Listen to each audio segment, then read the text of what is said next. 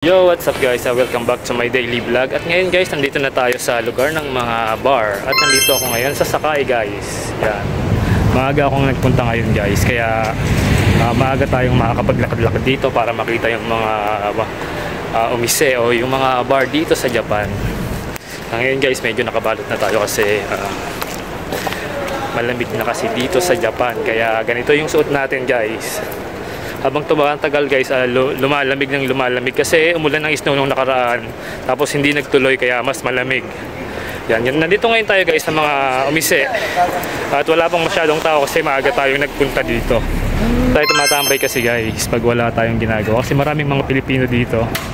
Para hindi tayo na-stress sa loob ng apartment. Kaya mamaya na lang uli guys kapag may nakita tayong Pilipino. Yan guys, nandito kami sa isang umise para kumuha ng wine.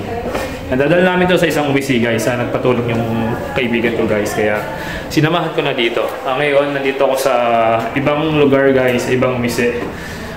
Sa mga snack bar, kaya walang tao guys, tingnan nyo. Walang tao. Kasi wala rin tao. Yan. Maraming snack bar dito guys sa Japan. At mga umise. Ito guys yung kinuha namin na wine. Nadala namin sa isang bar. Nanghiram sila dito. Pwede yun guys kasi kakilala naman. Sinamahan ko lang siya pero babalik na rin kami guys. Ngayon guys, nandito ako ngayon sa may malapit sa Apa Hotel. Nandito pa rin tayo sa lugar ng mga bar. At ito pa rin yung mga bar guys. Ayan yung mga pangalan ng bar. Bar ng mga Pilipino guys. Philippine bar. Umise.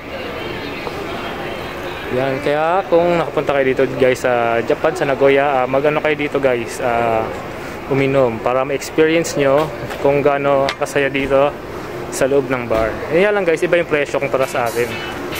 Pero kung gusto nyo lang i-try guys, punta kayo.